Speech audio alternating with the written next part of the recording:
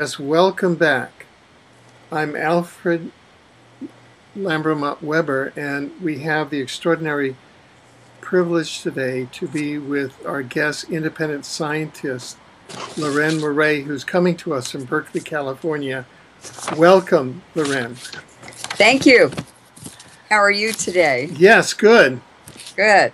As I understand it, um, uh, in this landmark last article that you have just published on Fukushima, but going back and it surveyed the entire genesis of the nuclear industry and weapons industry. You and your colleague, Lawrence Batis, have made a discovery based on the Wigner effect and what's occurring at Fukushima. And could you summarize that for us? Because it's very important as to what the Fukushima plant has now become. Yes.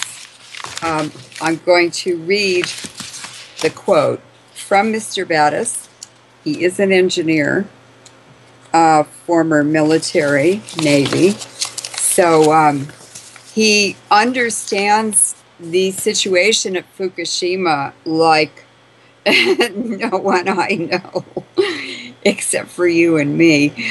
But what he called it is, he said the Fukushima is a breeder reactor now for black dust.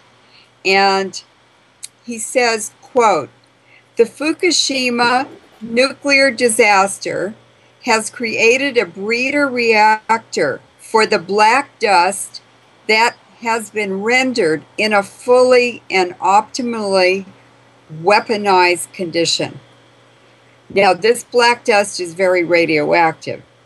Fukushima Daiichi is now a full production facility for a highly weaponized particulate product and optimally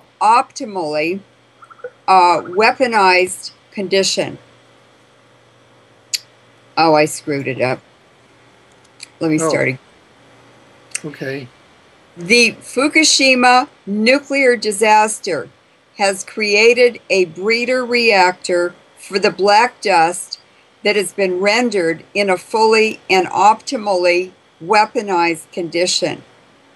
Fukushima Daiichi is now a full production facility for a highly weaponized particulate product and optimally weaponized particulate product.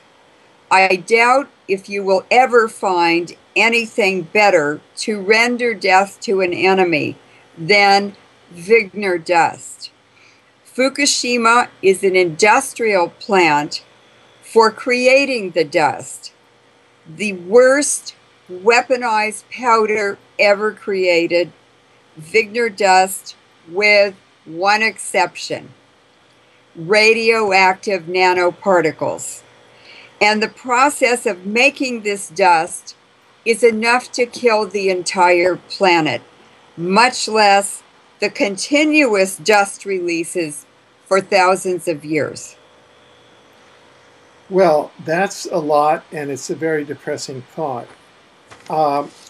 Could you, and it's a very condensed statement with a lot of technical terms, and it's very heavy. So let's back off and let's go through it. What is this Wigner dust? What does it mean? What has happened? All that we know is that we've had a lot of stuff going on around reactor number 4. There's a lot of conflicting information in the media. Yes, it is ready. Yes, it is doing damage. No, it's safe. Yes, it is. No, it's safe. It's impossible to get any reliable information in the mainstream media. Impossible. And it's impossible to really understand what's going on. and it's impossible to understand what's really happening at the plant there. So could you really translate what you just said into what myself and just a normal person in the street could understand? What I'm going to do is go back and go over the physical state of Fukushima now. What happened in the past is past, but the condition of the plant now is going to add additional radiation to our lives and our bodies, and it's transforming the entire planet, the whole global community, the international financial institutions. There is nothing that it is not touching. So I'm also going to give reliable sources. I've been on 20 speaking tours of Japan between the year 2000 and 2010. I spoke and consulted and advised members of the Japanese parliament. I did many press conferences all over Japan with all of the newspapers and media sources. I did 20 speaking tours all over the country. I've been in the nuclear power plants. I've met with TEPCO. I even took Dr. Ernest Sternglass on a 1-month speaking tour in about 2005. And so I know these sources are reliable, and I will be quoting the sources. People can read the paper. There are 100 references. They can go to the original material. This is an education effort to educate the public, the Japanese, the media, whoever is listening. But I know the information is good. Now, Prime Minister Nato Kan was the Prime Minister of Japan, and he was in a budget meeting in the Diet, that's the Japanese parliament, when the earthquake happened at 2:46 p.m. Japan time in the afternoon. And there are images of him in the meeting. Everybody's rocking back and forth as the earthquake's shaking all the chandeliers and everything.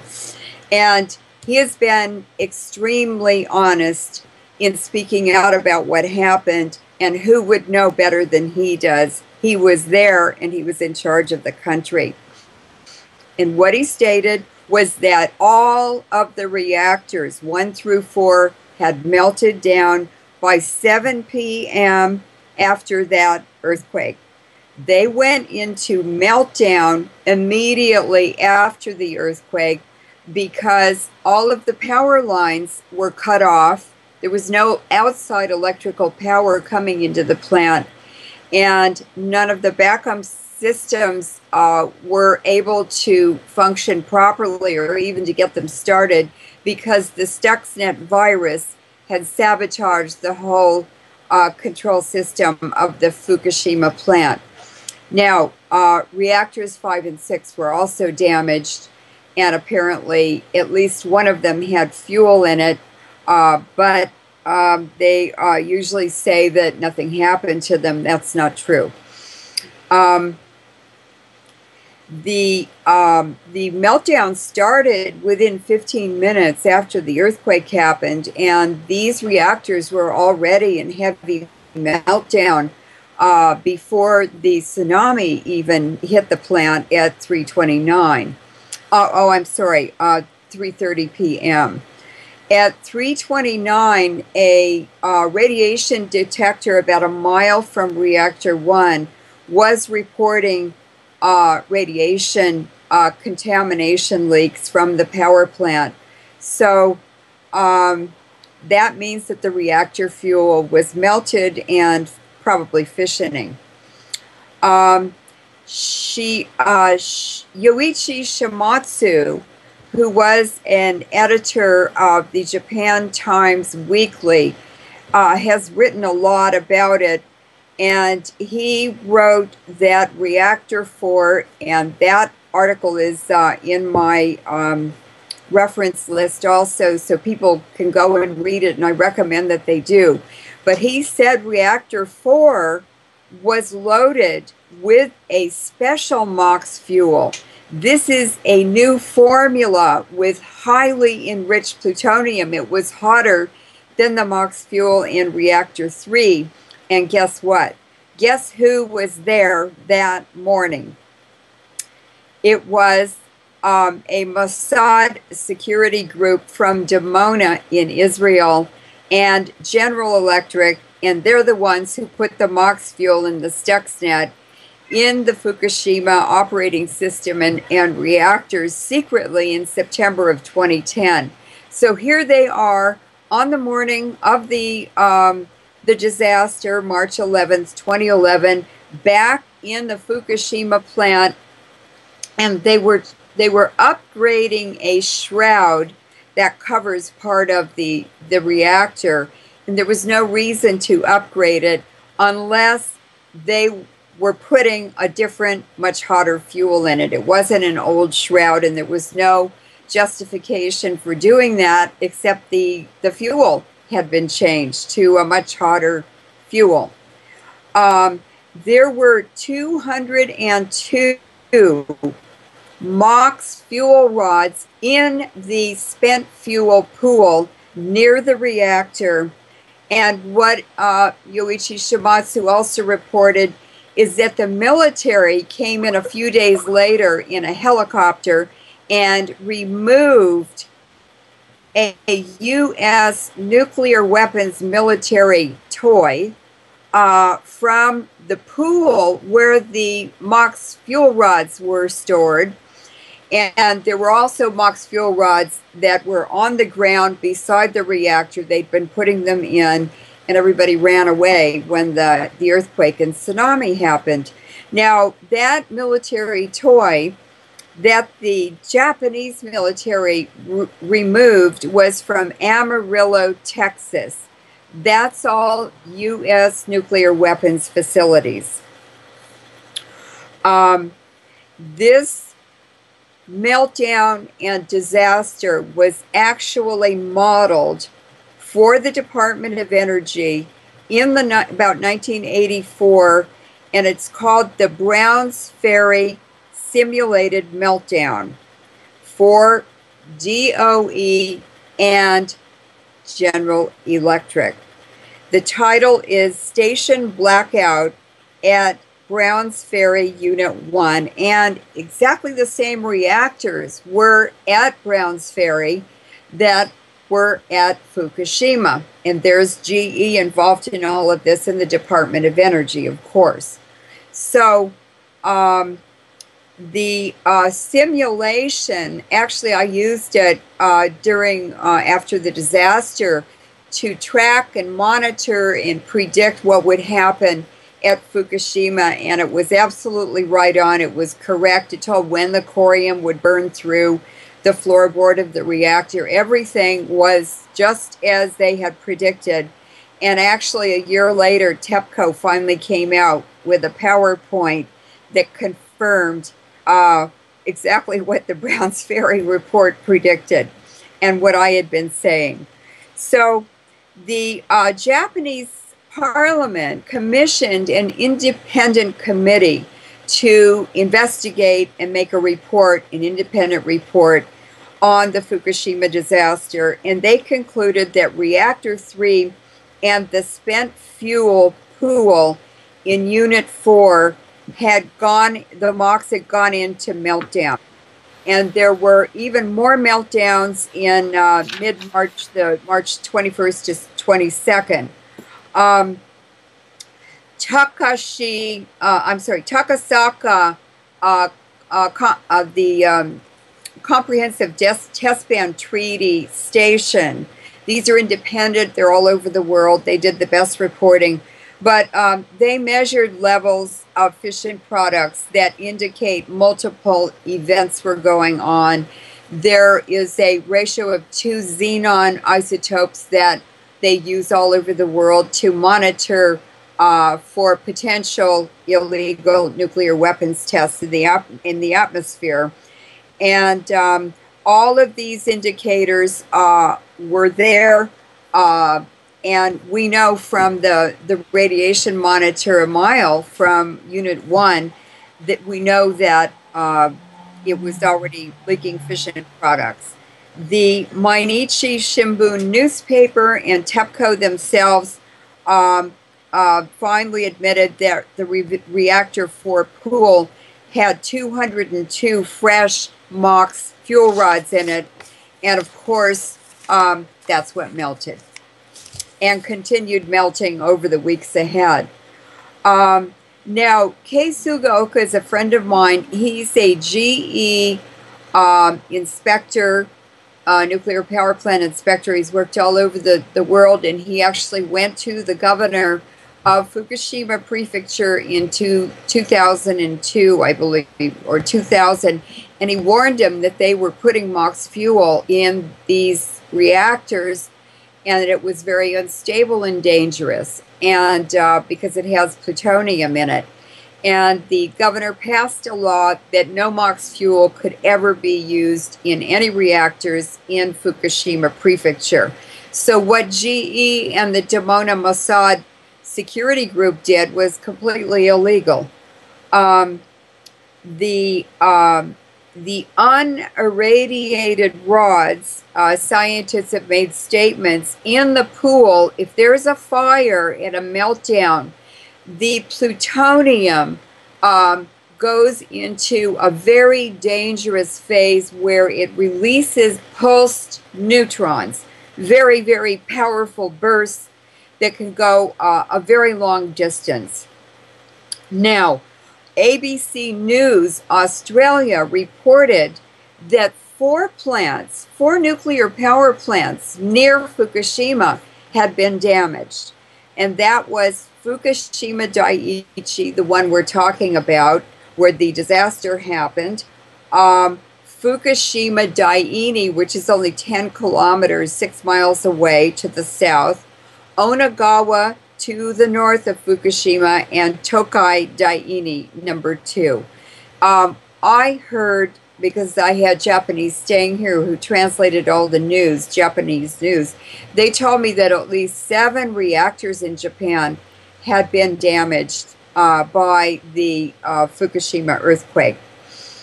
Now, Russian scientists have now published a landmark scientific paper titled The Fukushima Plutonium Effect. So this puts the Fukushima disaster and the neutron pulsing on the map in terms of the scientific community. It was a new phenomenon. It's different from Sam Cohen's neutron bomb. He invented it. It's different from the China neutron bomb, which they detonated a few years ago. I have photographs of it. And it's different from the U.S. neutron mini nukes. They're called 4th generation nuclear weapons. And they're using these all over the battlefields. They're launched from howitzers for big, heavy artillery. And this is having the effect of leaving the infrastructure there. We know from bomb crater analyses from the attack on Lebanon by Israel that U.S. bombs were used. They were transported to Israel. They had the neutron bomb inside the depleted uranium bunker buster, 2 nuclear wars in 1 bomb. And what happens is the infrastructure is left untouched, but the neutrons have exactly what the Wigner effect has. These neutrons pass through human bodies. They cause radiation-related illnesses and sickness and long lingering deaths.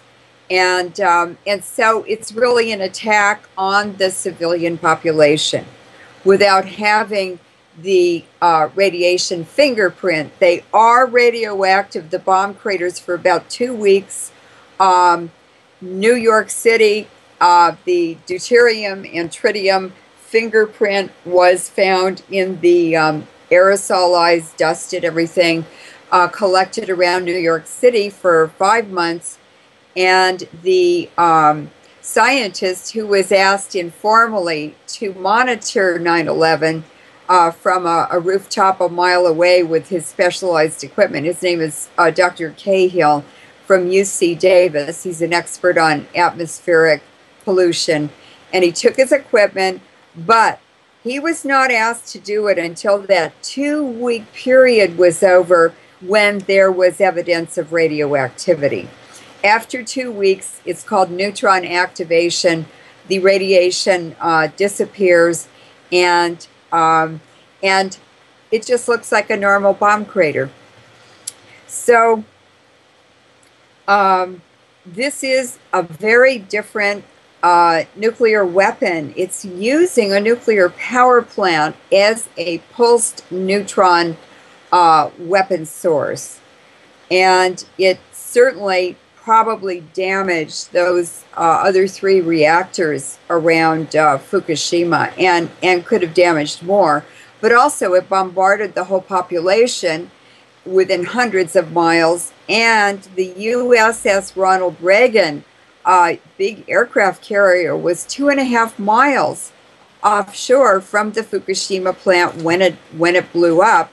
And the Navy certainly knew it was going to blow up. They had radiation monitors that said it was leaking, and yet they sat there until Fukushima blew up. So the whole aircraft carrier and everybody on it was exposed to radiation. The planes were all contaminated. And so it was taken back to the U.S. and out of commission. Oh, the whole crew is sick and dying, and it's just a disaster. But last week, in the last couple of weeks, that would be late May or early June, the news reported that the USS Ronald Reagan had been recommissioned. There's no way to decontaminate it. So they've put it back on the high seas, and I don't know what they're going to use it for, but any troublemakers in the Navy could end up being assigned to that ship, and that would be a real good way to get rid of them, radiation illness. So on March 14th, the MOX fuel melted. It was burning up, and there was a blow up. That was in Unit 3 that launched all those thousands of fuel rods into the sky. Pieces are all over Japan, and particulates are all over the world. From that one explosion, the hydrogen explosions were nothing. That was white smoke. It didn't release burned fuel rods into nano-sized particles all over the atmosphere and into the ocean. So the hydrogen explosions were minimal compared to reactor 3 and the spent fuel pool in building 4 burning. Now, that was reported in The Guardian. They had a videotape of that explosion. All of the videotapes of that explosion in the U.S. have been photoshopped, and the telltale bright orange heat. It was so hot in the reactor building right before it blew up that you could see the orange heat through the walls of the building. It looked like a candle that had been burning for a while. It was very, very hot, thousands of degrees centigrade. In July 2011, Alfred, if you remember, all agencies, official agencies, government agencies, and even the Independent Comprehensive Test Ban Treaty laboratories and facilities stopped reporting any information about the radiation, the contaminants they were identifying, the isotopes, or the amounts. But if you look at the increase in death rates, if you look at infant mortality, if you look at the releases that were reported before they stopped reporting in July 2011, you can see these spikes, and each of those spikes is another criticality event or spent fuel rods burning in the dried pools. All of those pools were damaged by the earthquake. And they were damaged, I want to emphasize, before the tsunami. TEPCO wants to blame everything on the tsunami. That's so they can do more of these disasters and accidents. But the whole nuclear industry is a gigantic booby trap in every way to poison the global population. And for instance, the backup diesel generators that were the emergency backup, they had batteries too, they were wired for 12-volt electricity, and they had the wrong voltage on the backup diesel generators for the reactors. So you can't run a diesel generating backup unless you have the right compatible voltage as the reactor. There were many, many, many other things. For instance, the pad that the whole plant is sitting on was 35 meters high. It never would have, that accident never would have happened. The tsunami wouldn't have hit it. The earthquake wouldn't have damaged it so much because it was on landfill, but it was cut down to, I think, 10 meters off the ground for the platform, and it was landfill. So it just undermined the safety. It sabotaged the safety of the plant. There were lots of other things too. So by July of 2013, all this huge steam and fog and mist was suddenly being reported in newspapers and media all over the world, covering the whole lagoon, the open ocean there in front of the nuclear power plant. And that indicated that the molten fuel that dripped out of the reactors burned through the floorboard of the plant and formed these big blobs underground. They're called elephant's feet from Chernobyl. It means that had melted down and then followed the geologic structure subsurface to follow the path of least resistance to the lagoon. And that corium is so hot, it's continuing to fission, that it started boiling the water in the lagoon offshore from Fukushima. That was reported by NHK. There are photos. There's a photo also in the article that we've posted. So, do you have some questions? Well, I'm still working on the original question, which has to do exactly what is this breeder reactor that Okay. the Fukushima facility has now become. What do we mean by a breeder reactor? What is this Wigner dust? What does that affect? Is this being carried worldwide? What are the impacts of that? Yes. I mean, this raises a whole new series of questions, and so Yes. I'm still working on that. I mean, it's very useful, all of this background that you're giving. So Right. that is still what I'm working on. Okay, so, well, let's just ask one question. Who did it?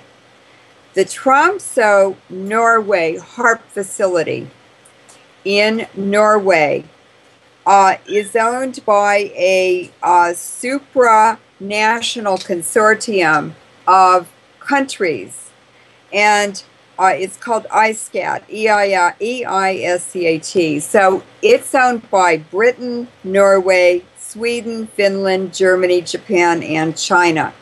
And that basically is the bankers.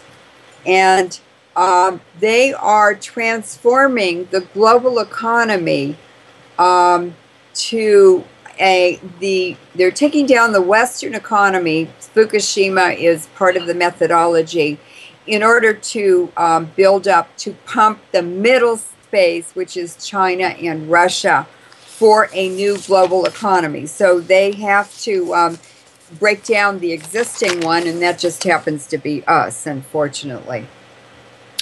So now we're going to talk about, I just wanted to mention the hydrovolcanic nuclear explosions. These are underground. They were predicted, and they started in December 2013. They're releasing radiation too. But let's go to the black dust. This is high temperature MOX fuel particulates and nanoparticles, and why they're toxic and how they're toxic. And they're quite different. The particulates that are being formed by the Wigner effect are that's caused by bombardment of particularly metals by neutrons or any of the energy from the nucleus, gamma rays, alpha particles, beta particles, X-rays. All of those come out of the nucleus of radioactive isotopes. And what they're doing is poking holes and making dislocations in the crystalline matrix, the atomic matrix of the metals and all other materials too, by the way, including humans.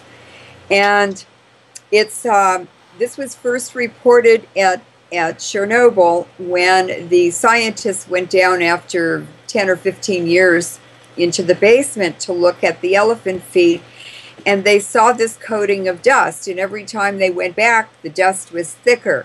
Well, that is from the disintegration of the surface atoms of, for instance, metal, and it just turns it to dust as it eats down through the metal, weakening the metal and brittling it. And this has a very serious implication now, because it means the entire infrastructure of the Fukushima power plant, of Japan, of airplanes, of the entire infrastructure of the planet now is being bombarded daily, nightly, 24 hours a day with Fukushima radiation, and it's breaking down the global infrastructure and the global population, all living things. Now, that's what you call the Wigner effect. Yeah, that's the Wigner effect. Okay, the effect of radiation on matter. Yes. Okay. And so it is creating particulates, dust, particles that are highly mobile. They're very, very radioactive, and they're full of for instance, the fuel rods. There are pieces of them flying all over everywhere. They flew everywhere, all over Japan. Well, they are disintegrating too, and that's releasing particulates that a lot of them have plutonium and uranium in them. That goes into people's lungs. And I can tell you that by 1963, at the end of nuclear bomb testing, atmospheric testing, compared to lung cancer rates in England from 1850 to 1860, before man-made radiation existed, lung cancer has increased by 1963 in Hawaii 17,000%. That's from nuclear technologies. And that's called a pathway cancer. So we're going to see huge increases in pancreatic cancer, lung cancer, mouth cancer, throat cancer, tongue cancer, stomach cancer, colon cancer, all of the areas in the body, the organs and everything, kidney cancer, that anything carrying food or liquids through the body is going to be damaging the pathway organs and pathways through the body first. And that also, cesium has a horrific effect on the heart. So we have a planet of death and illnesses that is increasing every day. And I don't know what the answer is, but I know that doctors in Japan, yes. No, go ahead. I didn't mean to. I know that doctors in Japan in the Fukushima area put their patients and their families on a macrobiotic diet. It's brown rice, miso, umaibashi, which is salty plum paste. You can buy that in a Japanese store, salty plum paste. And tsukomoni, which is pickled vegetables and fruit too, done the traditional Japanese way. And I actually make it in my refrigerator. I buy a little jar or container of probiotic sauerkraut, and then I just pour the juice off, and I use that to start the probiotic process.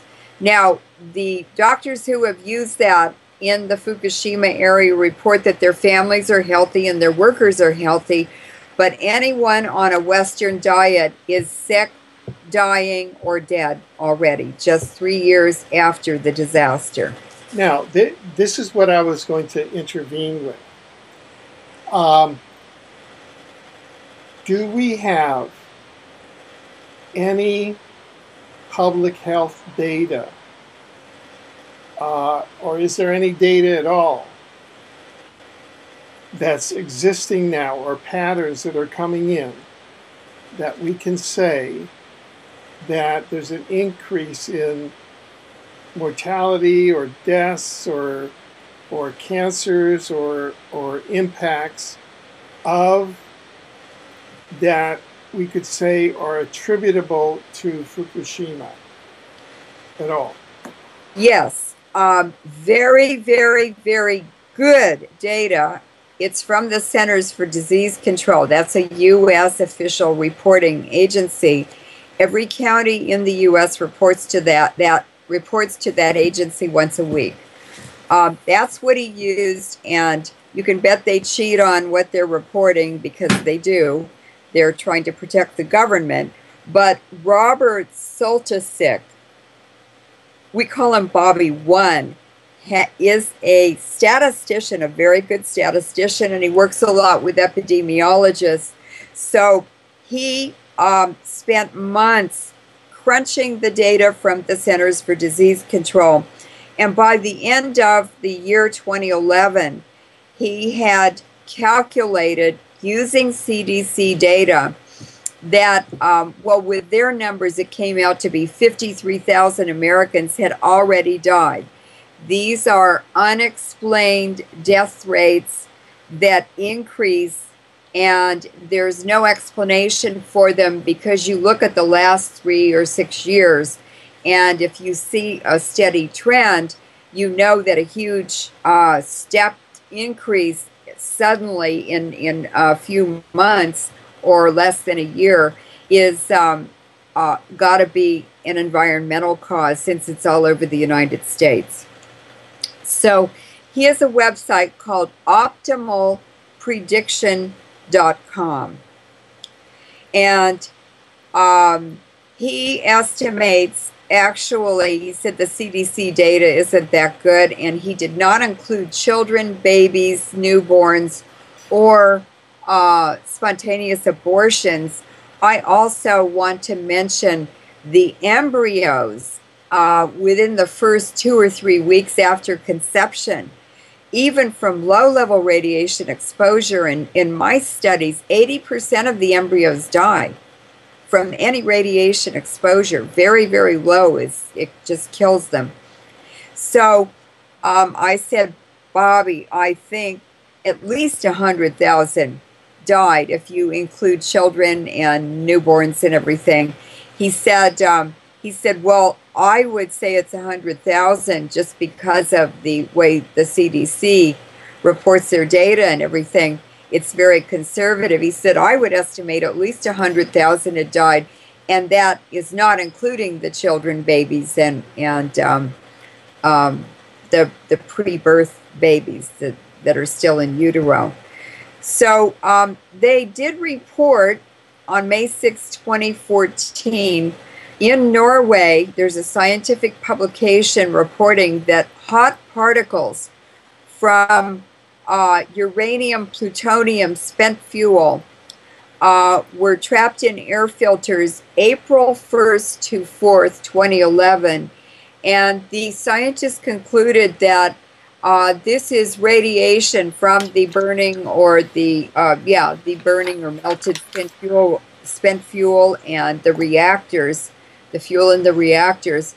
And they said it did not come to Norway across Asia.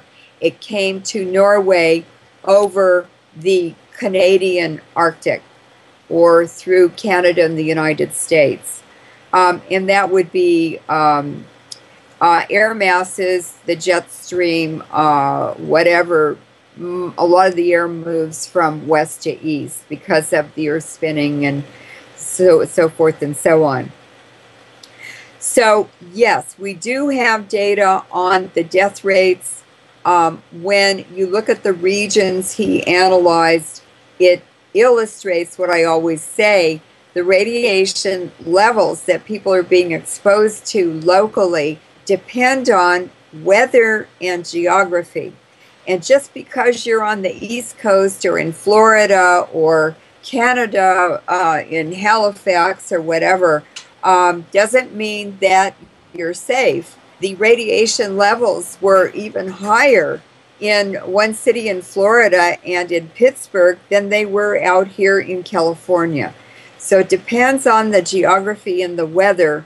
How much rain out and snow also is very efficient at removing radioactive particles from air masses. Now, we have autoradiographs from Japan showing these hot particles in tree twigs and leaves. We have autoradiograph from soil from a temple in northern Japan, and an autoradiograph, a very famous one by Dr. Mori, of a bird. He laid it on this special radiation sensitive paper. Sometimes you have to leave it there for a month.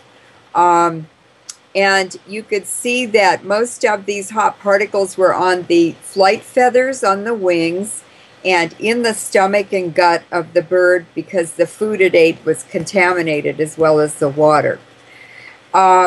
They have also been reported from individual events in all over the United States, Canada, Europe, Australia. This stuff is all over the place, and it's completely mixed in the whole global atmosphere in 1 year. We have a photograph, scanning electron microscope photo of depleted uranium particulates. That was from 1979. That's in my report. And people can see what they look like. They're little tiny round hollow spheres. And what happens is when the temperatures are 3,000 to 5,000 degrees centigrade or even 2,000, the metal, these radioactive metals, they vaporize and they form a gas. And then as the cold air around them moves in and chills them, they form hollow round spheres that float in air currents and stay suspended all over the world. And then you have a whole lot more of them are produced per kilogram of spent fuel because they're hollow inside. So it's a huge multiplier effect, and the chemistry happens on the surface of these particulates. Nanoparticles are much smaller, and you can't even see them under a special scanning electron microscope. They're so tiny. They're a tenth of a micron or smaller in diameter. And they have three very, very, very toxic effects. One is the chemical effect. Uranium, for instance, is a hormone and estrogen disruptor. It can sterilize, it can cause endometriosis, it's feminizing men and masculinizing women because it's disturbing the hormones and the hormonal balance. And then the radiation effect, that's the alpha particle or beta particle and gamma or X-rays that are released from the nucleus of the radioactive atom. And they each have a different pathway, a different energy, and a different effect. The most devastating effect of nanoparticles, and the Fukushima plant is producing huge volumes of nanoparticles because the heat is so high. And that effect is called the catalytic or enzyme effect, nonspecific catalyst, nonspecific enzyme. And those are carried in the cholesterol and lipids in the blood. They go right into the cells. And in a cell, it's a syncopated dance so that there are specific steps. Each one is turned on or off with a very specific enzyme or catalyst that the body makes and releases. And these nanoparticles are non-specific, so they go in like throwing wild cards or fairy dust, toxic fairy dust, into the cell, and they cause all kinds of dysfunction because things are turning on and off, and it'd be like letting a whole bunch of small kids in a room with light switches all over the room, and they'd be turning them on and off and making the room really crazy with the light. Well, that's what the nanoparticles do in the cell. Now, let me ask you, because we're moving along in this segment. We've discussed, and you've written about, that the purpose of this Fukushima, let's call it weapon of mass destruction, is an intentional depopulation and ecocidal mission to depopulate the planet, to reduce the population, and that even the weather warfare capabilities of HAARP are used to move the radiation around intentionally. Could you talk about that with more precision and link it in with the recent discoveries that you've made with this new Wigner effect, and give us more of a sense of the dynamics of how these controllers have been using Fukushima as a weapon of mass destruction in a way that neither the media, so that the media and the world population are not aware of what's happening. They're not allowed to talk about it either. Yeah. General Electric and Westinghouse own ABC and NBC. So the media is controlled by them. The corporations control them. It's a huge cover-up. But let's go back to Oak Ridge Nuclear Weapons Lab in Tennessee. This is kind of where it started. And it's where a scientist named Dr. Wigner came in around World War II from the Vienna School. He was part of the sort of the Habsburg territories, the Austro-Hungarian Empire, the Holy Roman Empire before that. And this is where many of these scientists came from who are involved in these depopulation programs. Edward Teller, for instance, came from Hungary. He had a Rockefeller fellowship before he was a grad student in Hungary when he got that. and he came through Niels Bohr's lab in Copenhagen and got a helicopter ride into Washington, D.C. Okay, Edward Teller ended up being called Dr. Strangelove for very good reasons. He loved bombs. He loved the hydrogen bomb. He loved destroying people and things. Basically, he was a psychopath. And he's the one who came up with the plan to dump the fluoride from the uranium enrichment process and depleted uranium into the U.S. public drinking supply. Now, people believe that his philosophy was that dilution is the solution to pollution. But in fact, when you put him together with Wigner, who studied the biological and the other effects of radiation on metals, which is to turn everything into dust, break the bonds of the molecules and so forth. He was at Oak Ridge, and he had a number of Viennese or Austrian scientists who were always also sent there in World War II as refugees.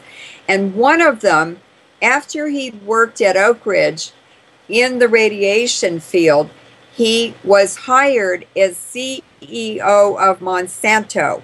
So the Monsanto food modification, genetic modification, is sandwiched in and carefully interacts with the radiation effects that Wigner described and the fluoride and other chemicals that they're putting in drinking water now, that Teller was the father of that program. So that's pretty much most of these depopulation eugenics programs, even going back to the 1500s, came out of the Habsburg Empire, the Austro-Hungarian Empire. So, so there are those three interacting. It's a ternary weapon system where 1 + 1 + 1 on their own, they're not so bad, or they have modest effects. But when you put them together and people are ingesting those and inhaling them and everything, there's a huge multiplier effect, so you can use less and get a higher kill rate. Now, Putin said a week ago, we will have no GMO food in Russia. He completely banned it. And China this week, the military generals came out and they have banned any GMO food in the military. And guess where that GMO food is coming from in China? It's coming out of the universities. So there it is, the universities again, just setting countries up, setting up populations for these death traps. So now there's a gamma cloud over Fukushima that's coming out of the hundreds and hundreds or thousands of water tanks they put up in emergency to hold the contaminated water coming out of the plant instead of dumping it in the ocean. But TEPCO's already said we're going to dump it all in the ocean. But they are releasing beta radiation and causing a gamma cloud over the whole Fukushima reactor plant, and that's just accelerating the disintegration of the whole infrastructure. There are buildings leaning over, there are cranes collapsing for no reason. Every single day the workers are complaining that it just gets worse and worse and worse at Fukushima. The Bremsstrahlung effect is from neutrons slowing down, and they release energy that form other kinds of energy. They have effects on other atoms in its energy exchange or flow. Now the airline industry is right now, it's the first industry that I've been able to track or identify that is really having a lot of trouble more and more every day with the Wigner effect, weakening metals. And what happened is at the beginning of 2014 or the end of 2013, planes flying across the Pacific, which is the most contaminated area because of the Fukushima constant releases, and these commercial planes, passenger planes, were, and they still are, it's every day now, are making emergency landings on Guam, Hawaii, Pacific Islands, where they need to repair their hydraulics, especially in the landing gear, because where the rubber hoses are attached to hardware in the landing gear, and these are under high pressure hydraulics, the metal's very thin that they crimp the hose on to the metal fixture with. And because the metal's very thin, the Wigner effects have a greater effect than on thick pieces of metal and much faster. We also know that 14 military jets at the Kadena Air Base in Okinawa have been losing pieces in midair. Pieces of the military jets are just falling off the plane while they're flying around. And 4 of them lost windshields. The jet pilots had to land those planes without windshields. The spent fuel pools, the rods, are in very dangerous condition. There are indications that these neutron pulses are happening frequently, releasing more neutrons and more radiation and fission products and Wigner dust and everything into the global atmosphere. And there's a video, TEPCO, from their perimeter camera in my article at the very end of it. And these workers are removing, very, very dangerous job. They're removing spent fuel rods and also the new MOX fuel rods from the fuel pools in reactor 4. The U.S. ordered them to do this last summer. And they're standing there with a crane putting the rod assemblies into dry casks for dry cask storage. And right behind them, there's 6 workmen there. Right behind them, one of the 5 cranes in the background just slowly collapses onto the ground. What if that had happened to, what if that had happened in, while they were using it, what if they'd been using it on that operation? It just would have been another nuclear disaster. Now, what I forgot to say about the Japanese airline schedules, the domestic airlines, there's Vanilla, I've forgotten what all the names are. Peach Airlines. Yeah, Peach Airlines. They have 4 domestic airlines, and one of them had to cancel something like 1,700 flights until next fall at the earliest, because they couldn't get pilots, and because of the maintenance on the outside of the airplane didn't go as planned. So basically they've shut their airline down for 6 months. Now the pilots, they can't get pilots because the pilots are dead and dying. This is all over the Northern Hemisphere. I talked to a German pilot. He said some of the pilots are sick, but he said some of them are dead in their 40s. But he said, we're all sick, everyone. So I read him a list of diagnoses in 631,000 the 2003 Iraq War veterans, just 3 years after they came back. And I stopped reading and I said, do you have any of these symptoms? He didn't say anything. And I said, do any of these sound familiar to you? He said, I have all of them. And he wasn't even 40. Yeah, so this is clearly a workplace hazard because being so many hours in the atmosphere and being exposed to plumes of radiation in That's the right. atmosphere. Yeah, please continue. Yeah, so we know now that the crews and the pilots, anyone flying frequently, celebrities, Christina Consolo and I did some very good interviews on celebrities who are sick, and some of them have died from, look how much they fly. Look at Kim Kardashian, and she was pregnant, flying all over the world every week or day or whatever. No one should be flying unless they absolutely have to. If you can drive or take a train or a bus or get a ride on Craigslist, people should avoid flying, and they will not let you Yeah. take your Geiger counter on the plane anymore.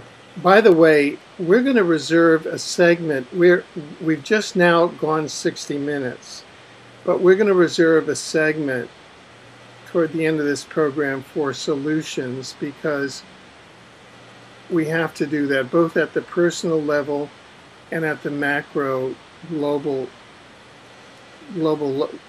level. So let's spend the next 5 minutes sort of summarizing where we are, and then shift into some solutions both at the personal level and then at the societal level that humanity could take to deal with this planetary catastrophe.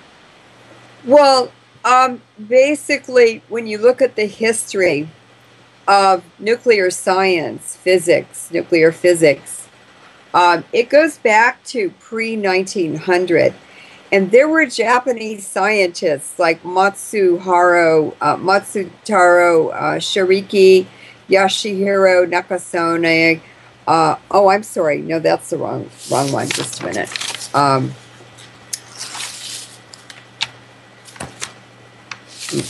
sorry.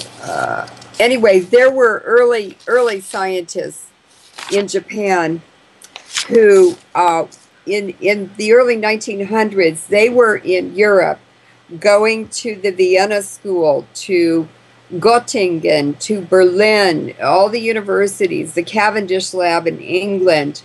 They were making the rounds there, and they came back to Japan, and Japan's atomic bomb program started then, because all those countries, all those scientists knew that nuclear energy could be used for power, for electricity, to generate electricity, or for military weapons. And in fact, Japan's industrialist named Jun, where is his name? Anyway, there was an industrialist in Japan who was making heavy water even as early as 1928. And Japan had a facility in the northern part of Korea, which is where their operations for manufacturing the bombs, testing them, and so forth happened. The theoretical and the experimental work was done in Japan, and Dr. Nishini came back from Europe in 1930 after his tour, and he brought an Austrian engineer called Dr. Fritz Hansberg with him. And Hansberg actually worked for the US, Japan. He gave information to Russia, Britain, and probably Germany, and he developed the template for all of those nuclear weapons programs. They're all practically the same. And so this is going back to where Teller and Wigner and Muller, who studied the biological effects of radiation before 1920, they all came out of the Vienna School, out of that Habsburg Empire. And I've never heard anyone talk about that, but when you look up all their backgrounds, and Meissner, the economist from Vienna, he was a eugenicist. All these scientists were absolutely believed in eugenics. So I'm not that surprised that they. Oh, Jun Noguchi was the industrialist who was manufacturing heavy water in North Korea before 1928. And Hansberg developed a very good, very cheap process for producing heavy water that was for the Japanese, and also for producing very pure magnesium, which is how they extracted the uranium from the ore so that they could enrich the uranium in 235 and make that was the Hiroshima bomb. And um, it's amazing that they started that early. But even the CIA, in their declassified documents, they talk about him and his methods. So how did they know? Well, they were all working together, and I discovered in Bancroft Library collections of Henry Kaiser, and Kaiser and Bechtel were partners in the 20s and 30s, or the 30s and 40s. And actually, Henry Kaiser hired Hansberg to come and run a magnesium plant in Los Altos, which is the San Francisco Bay Area. And he got arrested in World War II, 1941 or 42, because he was German or Austrian. And the guy who had him arrested got fired because they needed him to make the magnesium for the U.S. bomb program, atomic bomb program.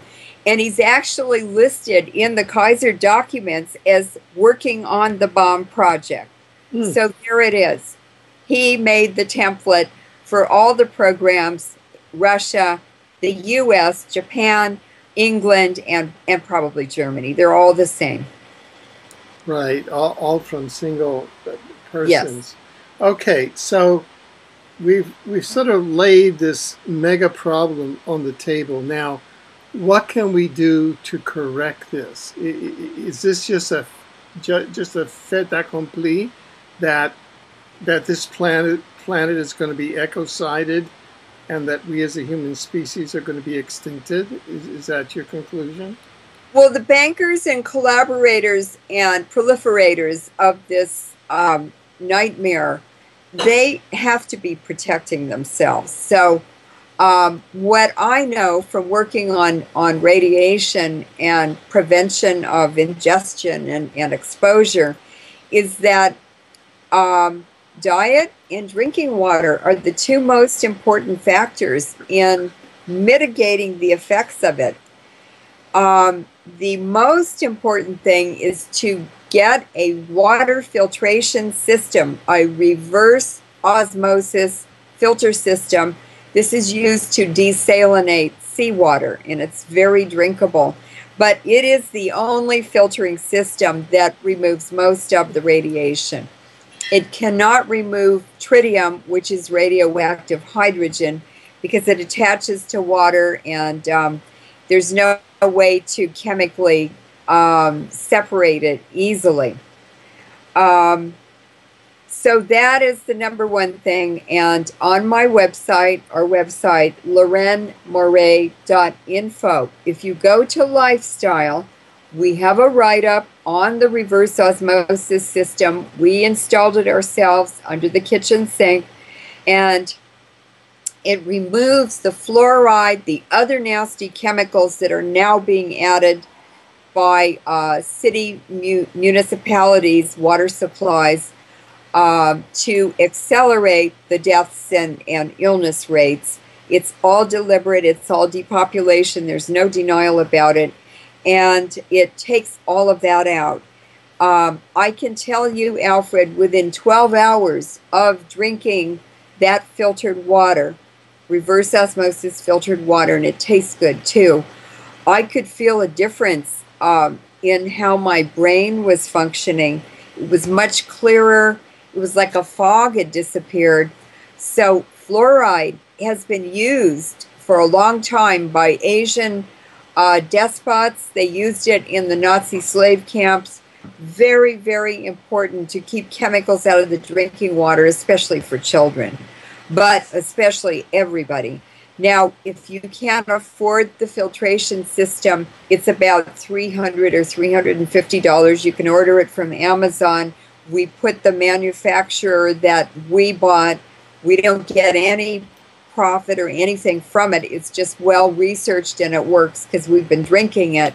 Costco, apparently, a lot of people complained that it flooded their kitchens. So you don't want to get a cheap one or just grab one off the shelf. You really want to do your homework. And if you don't do your homework, go use our homework. It's on the site in Lifestyles. So drinking water's number one. Avoid dairy products. Drinking water and dairy products are the two main pathways for radiation into the body. So now diet, what you want to do is when you can eat root vegetables that grow down in the soil, you want to scrub them with a brush, get all the dirt and particles off of them, and then you want to boil them for 5 minutes and throw that water away with the radiation it removes from the surface of the root vegetable. And then you just cook them the way you normally do or had planned to. Most of the radiation is in the upper 2.5 centimeters of the upper dust level. And so don't go out when it's windy, when it's seasonal changes and a lot of dust is blowing around, because that's all remobilized and you're going to inhale it and you'll have lungs full of hot particles, which you sure don't want that. I would be very careful about letting children play in playgrounds and everything on dirt or sand surfaces. You want them to be on grass or asphalt or cement, something where you're not remobilizing loose dust. Another thing is to avoid fires. Don't burn firewood. Don't burn trash. You're creating radioactive smoke, potentially, if the material is contaminated. Now, the Japanese, as I mentioned, found that a macrobiotic diet really, really helps mitigating the effects of radiation. It counteracts the free radicals that are released by the energy of that's dumped along the path of the alpha particle or beta ray or gamma or X-ray. So it's brown rice, soybean paste, which is called miso. It's fermented. You can make soup or hot drinks or anything out of it. It's tasty. And tsukimono, which is the pickled Japanese vegetables, very easy to make. You put them in the refrigerator and let them sit there. Leave the skin on the outside. That's where the good bacteria come from that start the macrobiotic process. And then the fourth component is umaibashi, which is salty plum paste. And also you can eat fruit, lots of fruit, but peel it. Peel the vegetables if you can. And you want to avoid crops that are grown on the surface. That happens to be salad and things like that. But I can tell you root vegetables are much more nutritional in general than a heavy lettuce vegetarian diet. So at all costs, do not eat anything out of fresh water, rivers, lakes, ponds, or from the ocean. No seaweed, no fish. Freshwater fish live in a smaller confined bowl of water, so they have higher levels of radiation in them than fish from the ocean in general. It depends on how much they're exposed to. Seaweed bioconcentrates radiation especially radioactive iodine, by 15,000 times at least. And also filter feeders, mussels, clams, um, um, sea urchins, things like that. They bioconcentrate radiation thousands of times, thousands and thousands of times. And the most important thing is to buy povidone 10% iodine. You can buy it over the counter, or you can ask the pharmacist to order it for you. It's $3.50, $3.50 for a 1 ounce tube of povidone iodine 10% ointment. You rub it on your skin, you rub it on scratches. If you're a diabetic, you rub it on any ulcers. The chemtrails are full of pathogens. I got staph infections around my hairline every time I don't wear a hat. I live in the San Francisco Bay Area. They're chemtrailing 5 layers of planes every day all over the Bay Area. I got staph infections on my feet if I went outside barefooted or in sandals. And I've got these big watery blisters on the bottom of my feet out of the chemtrails. So that povidone iodine kills all staph in 6 seconds. It's deader than a doornail. I also dilute it and pour it over my hair as a rinse when I'm through with a shampoo. And I also wipe my whole face and eyelids and everything with it. This is povidone iodine. This is the tube. And this is from Walgreens.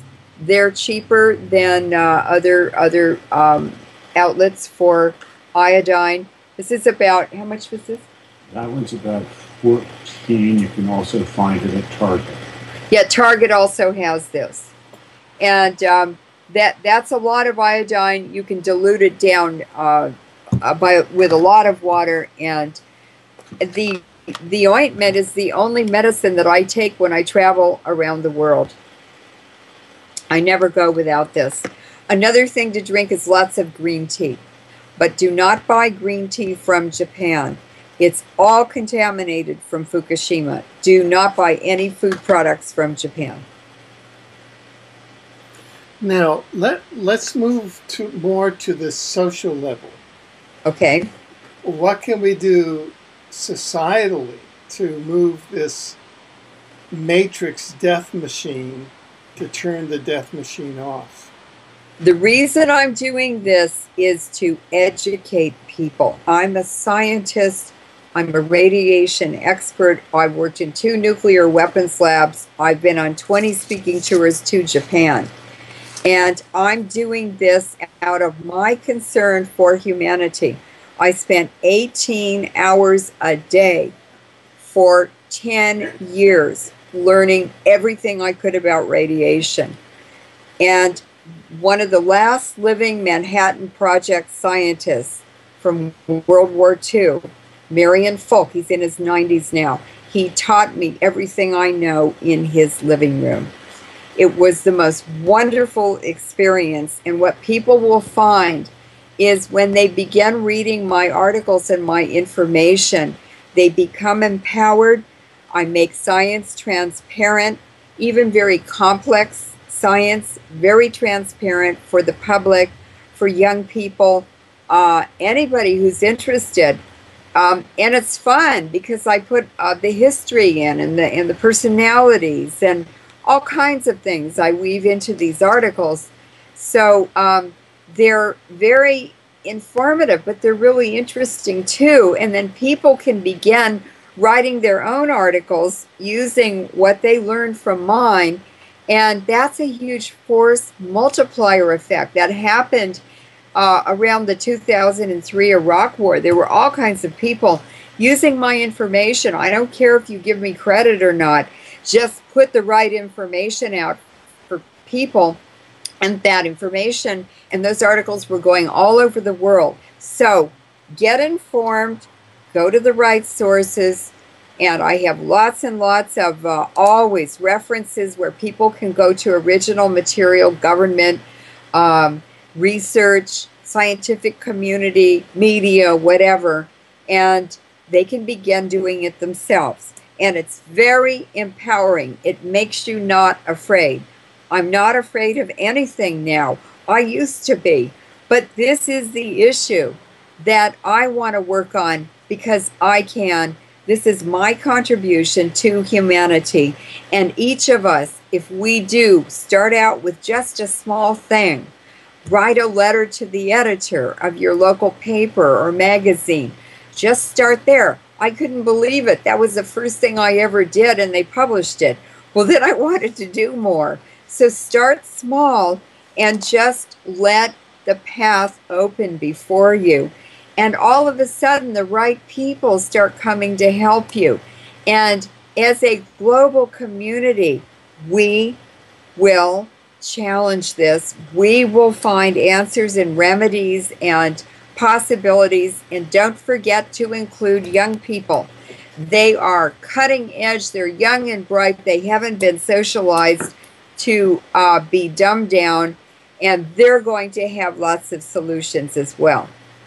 Now, let me take you down this path, or let me suggest that we go down this path. We've had the conversation, in fact, I've asked you that there is one tool that could begin to reverse the effects of the radiation that's in the atmosphere and on the oceans and on the land masses of the planet from Fukushima and from atmospheric testing and from DU, and that's the HAARP chemtrails weapon system, correct? That's correct. So it's misapplied. It is science that has been misapplied to benefit the bankers. Yeah.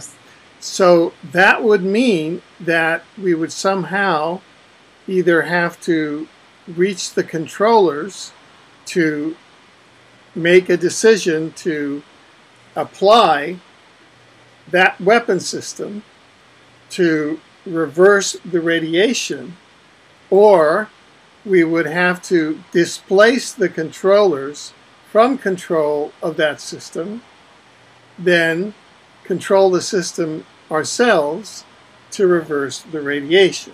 Those are two options, correct? Correct. Well, why not embark upon that project? That's a project that really turns me on. If more and more people just went out and sat in their front yards in lawn chairs, if more and more people did that so that they were visible, that would be the best way to counteract this of all. What do you mean? All the solutions, that would be the most empowering, non-bloodshed way to rebel against this global extinction. We're all being exterminated. Yeah, so I don't get the connection between sitting on your lawn chair and reversing HAARP. You're visibly noticeable to them. And they don't want the masses to wake up. That's why all the deception in the media. Who's telling the truth like I am? No one. Okay, so what is there? How can we trigger this kind of awakening to turn off the death machines? We just have to keep talking and putting the information out and suggesting to people just what they can do. There are lots of things they can do. They will find their own solutions to challenging this. But this is a global extermination. They're exterminating us. They're exterminating our children, our grandchildren, and the future of our bloodlines. They are absolutely exterminating the planet, and they've said they were going to do it. Good. Okay, so we've come to the end of this segment. What words would you like to leave our viewers with as the next step? Well, I think that people should definitely, number one, the water and food supply. go and take care of that first. And if you can't afford a reverse osmosis filter, a lot of grocery stores sell reverse osmosis filtered water by the gallon. Go and buy that. If you can't get that, drink distilled water. You can buy that by the gallon. People put it in their irons or whatever they want to do with it. Change your diet. You're going to feel better anyway. All the food is weaponized. The food streams in America are changing so rapidly to one source, single source. If you buy chicken or ducks now, and you cook them, a horrible smell fills your whole house and your kitchen. I can't stand to be in the kitchen now for 6 hours after I bake these chickens. They're full of poisons, and when you boil them to make a broth, boil a whole chicken to make a broth and take the meat off the chicken, there's half an inch of gray, nasty scum on the top of the broth. No wonder it smells so bad. And just read on the internet what they're putting in chicken feed now. Arsenic and a chicken egg before it hatches is put on a conveyor belt. This is PETA wrote about this. They have a website, PETA, and that eggshell, that egg, when the chick is just ready to hatch, gets 6 injections. It's vaccines, it's chemicals, it's all kinds of garbage that they're putting into that little chick before it even hatches. Well, we don't want that in our body. We don't know what those chemicals do. But I have a really good guess. They sterilize you, they make you sick, they poison your organs, and they make you die sooner. Why are we eating that food? Right, right. Good. And then join us in turning off the HAARP death machine.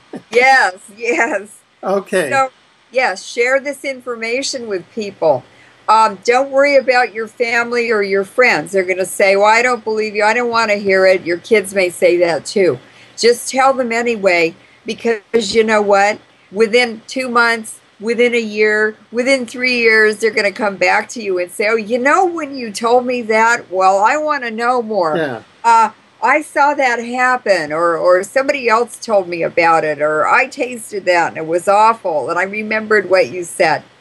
I have a great example. I have a friend who is Japanese American, and I told him when Fukushima happened, I said, go get a Geiger counter and don't eat anything out of the Pacific Ocean from now on. So this was in January of 2014, this year. He called me up in a panic. He said, Leuren, I just couldn't stand it. I love crab and all the stuff inside the shell. It's a delicacy. So I bought a crab and I took it home, and I wouldn't let the butcher cut it up. I wanted to do it myself. He said, so I was cutting it up and breaking the pieces open, and I started to taste it, and I went, oh, wait, Leuren told me, I better test this. He ran in his bedroom and got the Geiger counter and came back to the kitchen. Brrr, that crab was hotter than heck. He wrapped it up to take it back to the butcher to get his money back and cleaned the counters off. He said, I couldn't get the radiation off of my hands, off of the counter. It was under my fingernails. I couldn't get rid of it. He said, oh, I'm so glad I remembered what you had told me.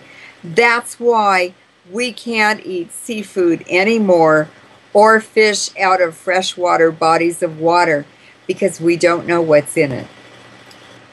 Well, we've come to the end of this segment, and we want to thank you very much for taking time to be with us. We've in the video description section, we have a link to your massive research paper that will give all of the background and documentation to everything that you've said today. And we look forward sure you're joining us again with updates as events develop, Leuren. Thank you, Alfred, and thank you everyone who's watching and has watched this. Please pass it around, and the website is LeurenMoret.info. And the button to push to get this article that I wrote that this interview's about is LeurenMoret.info. Takes you to the homepage, and just click on currents. Those are my current articles, current interviews, and this interview will go up there as well. Thank you very much. Yeah, thank you, Leuren.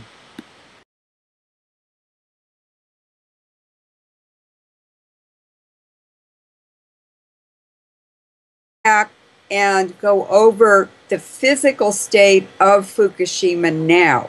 What happened in the past is past, but the condition of the plant now is going to add additional radiation to our lives and our bodies, and it's transforming the entire planet, the whole global community, the international financial institutions. There is nothing that it is not touching.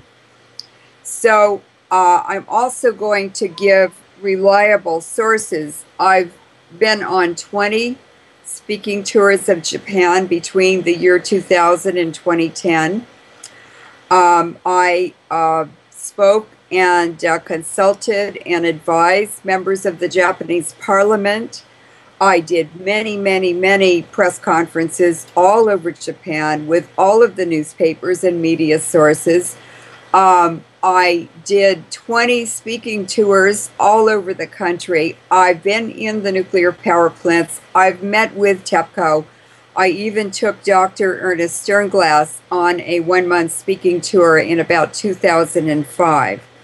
And so I know these sources are reliable, and I will be quoting the sources. People can read the paper. There are 100 references. They can go to the original material. This is an education effort to educate the public, the Japanese, the media, whoever is listening. But I know the information is good. Now, Prime Minister Nato Kan was the Prime Minister of Japan, and he was in a budget meeting in the Diet, that's the Japanese parliament, when the earthquake happened at 2:46 p.m. Japan time in the afternoon. And there are images of him in the meeting.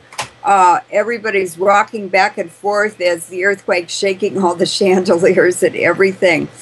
And he has been extremely honest in speaking out about what happened, and who would know better than he does? He was there, and he was in charge of the country. And what he stated was that all of the reactors, 1 through 4, had melted down by 7 p.m. after that earthquake. They went into meltdown immediately after the earthquake because all of the power lines were cut off. There was no outside electrical power coming into the plant, and none of the backup systems were able to function properly or even to get them started because the Stuxnet virus had sabotaged the whole control system of the Fukushima plant. Now, reactors 5 and 6 were also damaged, and apparently at least one of them had fuel in it, but they usually say that nothing happened to them. That's not true. The meltdowns, Wigner dust, with one exception: radioactive nanoparticles. And the process of making this dust is enough to kill the entire planet, much less the continuous dust releases for thousands of years.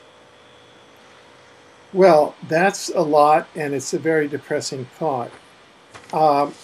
Could you and it's a very condensed statement with a lot of technical terms, and it's very heavy. So let's back off and let's go through it.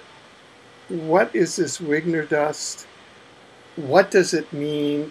What has happened? All that we know is that we've had a lot of stuff going on around reactor number 4. There's a lot of conflicting information in the media. Yes, it is ready. Yes, it is doing damage. No, it's safe. Yes, it is. No, it's safe. It's impossible to get any reliable information in the mainstream media. Impossible. And it's impossible to really understand what's going on. And it's impossible to understand what's really happening at the plant there. So could you really translate what you just said into